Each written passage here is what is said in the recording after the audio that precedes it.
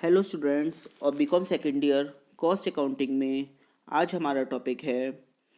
कल हमने आपको टेंडर प्राइस बताया था, आज हम टेंडर प्राइस में ही उसी के आगे का बताते हैं। Estimate on the basis of cost per unit, मतलब प्रति इकाई लागत के आधार पर अनुमान लगाना। इसमें सुनेंगे,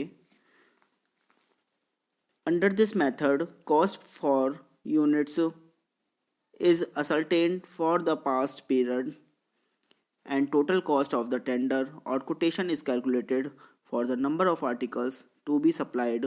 Profit is added to the cost to fix the tender or quotation price.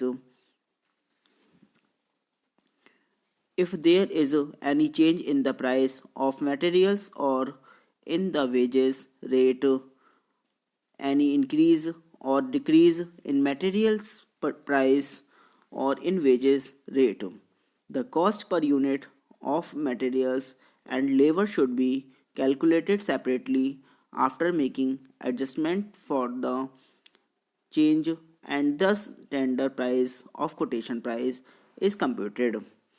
मतलब इसको हिंदी में सुनेंगे हम।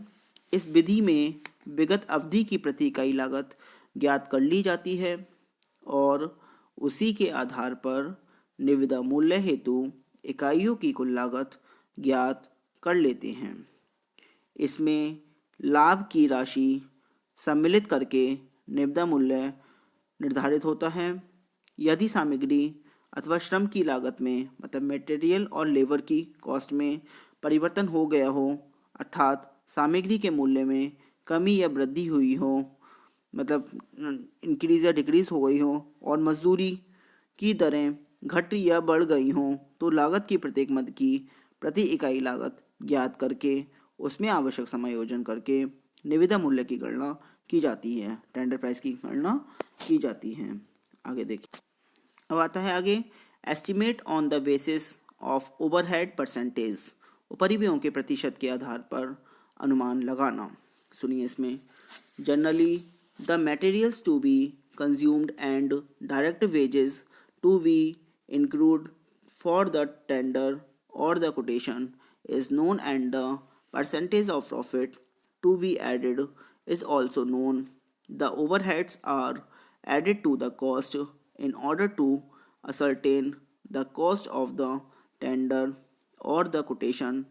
Sometimes it is given in the problem that factory overheads are to be charged at the percentage on wages in the past period, and office overheads are to be charged at the percentage on works cost in the past period, and sometimes it is not given in the problem.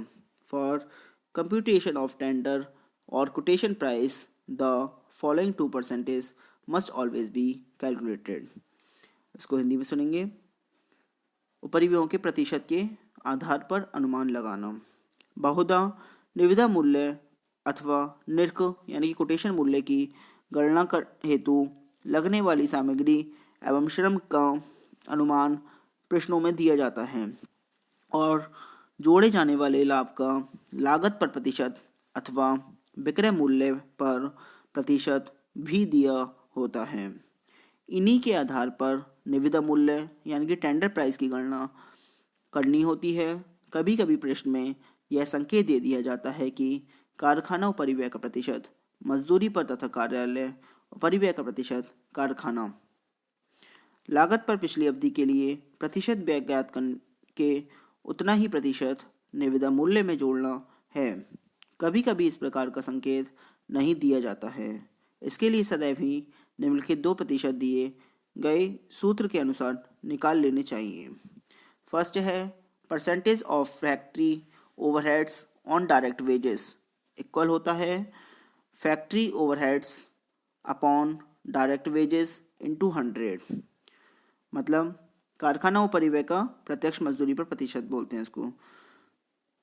Number second है percentage of office overheads on work cost, मतलब कारखाना उपरिव्यय का कारखाना लागत पर प्रतिशत equal होता है office overheads upon work cost into 100। ठीक है, अब आगे सुनिए,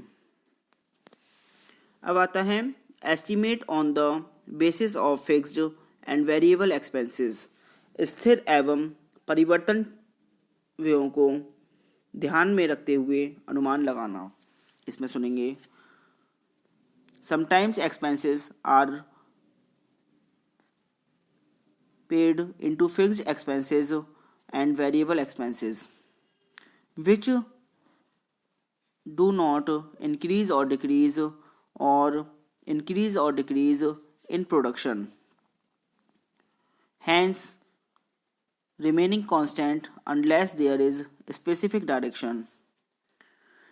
Variable expenses vary in proportion to production, hence are increased or decreased according to number of items produced. If there is a specific direction for increase or decrease in such expenses over proportionate change, necessary adjustment will be made. मतलब कभी कभी व्ययों का विभाजन स्थिर एवं परिवर्तनशील व्ययों में किया जाता है। स्थिर व्यय उत्पादन में कमी या वृद्धि होने पर भी घटते बढ़ते नहीं हैं। अतः जब तक प्रश्न में स्पष्ट विशेष निर्देश न हो तो उन्हें पूर्ववत ही रखना चाहिए। परिवर्तनशील व्यय उत्पादन के अनुपात में कम या अधिक होते हैं, अतः उन्हें उत्पादन की मात्रा के अनुसार कम या अधिक किया जाता है। यदि इन व्ययों के अनुपात से कम या अधिक होने पर स्पष्ट निर्देश हो तो इस संबंध में आवश्यक समायोजन करना आवश्यक है। आगे देखिए। अब आता है reconciliation of cost accounts with financial accounts, मतलब लागत लेखों का वित्तीय लेखों से समाधान। इसमें सुनेंगे, थोड़ा हम इसके बारे में बता देते हैं। Although the source of cost accounts and financial accounts is same because both are prepared on the basis of preliminary records made under double entry system, still the conclusions made by both sets of accounts are not always similar. In most cases, profit shown by cost accounts is not equal to the profit as shown by financial accounts. Sometimes the difference in the two profits is small, while sometimes it is too much. Hence, it is necessary to reconcile the profits as shown by both sets of accounts. A statement prepared reconciling the profit as shown by cost accounts with the profit shown by financial accounts is called reconciliation statement. In respect of reconciling, अब इसको पहले थोड़ा हिंदी में बता देते हैं। यद्यपि लागत लेखों एवं वित्तीय लेखों का स्रोत एक ही होता है, क्योंकि दोनों ही दोहरा लेखा प्रणाली डबल एंट्री सिस्टम के अनुसार तैयार किए गए प्रारंभिक लेखों द्वारा बनाए जाते हैं, फिर भी दोनों प्रकार के लेखों से प्राप्त निष्कर्ष सदैव समान नहीं होते। बहुधा लागत लेखों द्वारा दिखाए गए लाभ वित्तीय लेखों द्वारा दिखाए गए लाभों के बराबर नहीं पाया जाता। कभी कभी दोनों के लाभों में कम अंतर होता है और कभी कभी भारी अंतर भी मिलता है, अतः दोनों के लेखों द्वारा दिखाए गए लाभों का मिलान अथवा समाधान रिकॉन्सिलेशन आवश्यक है। इन लेखों के लाभों के मिलान के संबंध में डब्ल्यू विक के विचार हैं।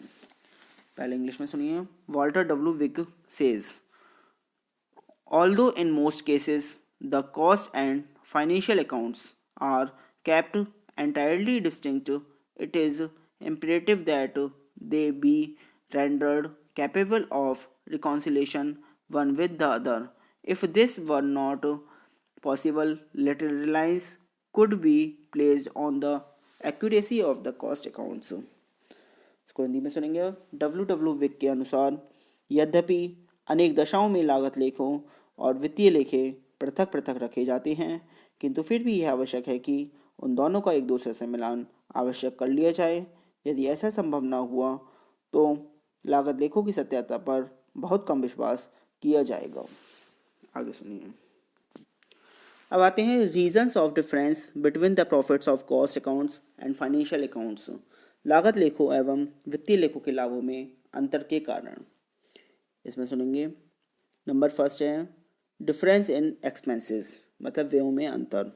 Many expenses in cost accounts are recorded on the basis of estimates made, such as factory overheads, office overheads, and selling and distribution overheads are included in cost on the basis of percentage, while actual expenses are recorded in financial accounts. Hence, the profit of two types of accounts differ. मतलब व्ययों में अंतर। लागत लेखों में अनेक व्यय केवल अनुमान के आधार पर लिखे जाते हैं, जैसे कारखाना उपरिव्यय, कार्यालय उपरिव्यय तथा विक्रय एवं वितरण उपरिव्यय एक निश्चित प्रतिशत के आधार पर लागत में सम्मिलित किए जाते हैं, जबकि वित्तीय लेखों में वास्तविक व्ययों का ही लेखा होता है। वास्तविक व्ययों एवं अनुमानित व्ययों की राशि में भिन्नता होना स्वाभाविक है, अतः दोनों के लाभों में अंतर आ जाता है। नंबर सेकंड है certain items of expenses not included in cost accounts. कुछ व्ययों की लागत में सम्मिलित न करना।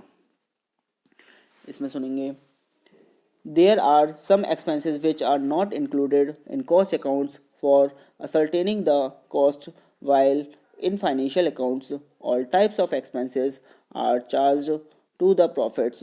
Hence the two profits differ. Due to these expenses, the profit as shown by financial books is lower, while the profit as shown by cost books is higher.